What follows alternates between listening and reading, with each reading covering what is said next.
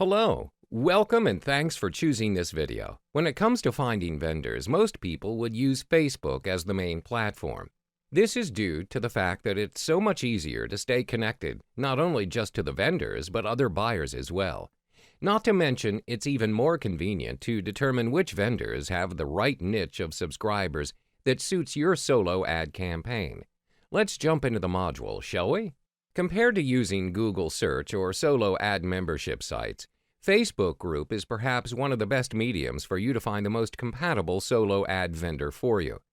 It's also a great platform for both buyers and solo ad vendors to provide or gain first impression of a vendor.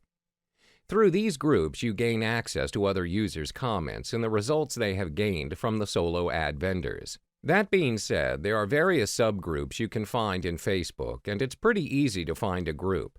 Now, to find a group, there are several keywords that you can use to find certain groups. 1. Testimonial. 2. Marketplace. 3. Traffic. 4. Traffic directory. 5. Group. 6. Tested. 7. Online market. These are the select few top keywords that are used to search for solo ad groups. Even though there are various groups to join, there are two things that you need to keep an eye out for. Firstly, to determine whether the group is still active or not. This is to ensure the group is still consistently getting updated from other members about solo ad vendors regarding feedback and status. Generally, smaller subgroups are the ones that potentially end up losing steam and go inactive. But it's best to check the group's latest posting through the timeline section. Secondly, go through the timeline posts to see the posting environment. What I'm trying to say is that any drama or conflicts being posted, spam or irrelevant posts, and toxic negative comments.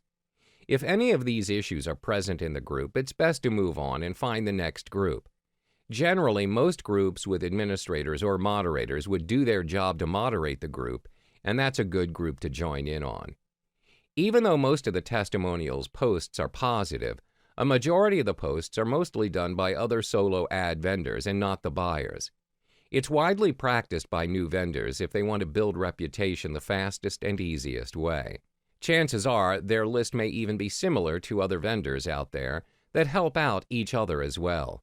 Generally, it's not a bad thing, but their list may become saturated instead of being a niche list of subscribers. If you're aiming for a niche list of subscribers, look for new vendors as their lists are not saturated with other solo ad vendors. You can easily determine it by their testimonials, the quantity of their sales, or even their referrals. That being said, you can still opt for mainstay vendors, especially those with positive reviews from various people's testimonies. I can't exactly point out each and every group due to the fact that there are tons of Facebook groups out there to join. The least I can do is recommend several groups that you should join. Solo Ad Testimonials, one of the groups with the highest amount of members, with over 26,000, so it's easier for you to find the right vendor that suits your niche. Other groups such as Solo Ads and Ad Swaps and ClickBank Testimonials are part of the groups with higher amounts of members, reaching over 10,000 as well. Even though groups with high amount of members could potentially widen your exposure for your ads, the results may still vary depending if the subscribers are compatible. If you're looking for a close-knit group with group members that only have over several thousand members or less, it may prove to be fruitful to you if you manage to get the right vendor. Check out Solo Ads Empire if you're looking for a private group instead. Besides looking for the right groups and vendors, the most important aspect when being part of a group is to abide to the group's rules and regulations. When it comes to posting, always follow the format that's been regulated for member posts, and only post certain content that is allowed depending on the group, such as testimonials or buying clicks only. Moreover, any post that requires in-depth details, such as funnel clicks or clicks banked, is required to be stated. Furthermore, always ensure the group rules regarding posting certain unrelated posts, such as clicks for sale, bank clicks, or affiliate links, is allowed or not. When it comes to post frequency, find out how many posts are allowed in a certain day or time frame to determine if a member is considered a spam or not. But posting for members are only limited to a single post per day.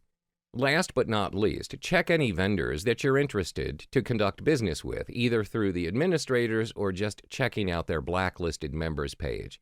just to ensure the vendor is not a scammer or a fraud.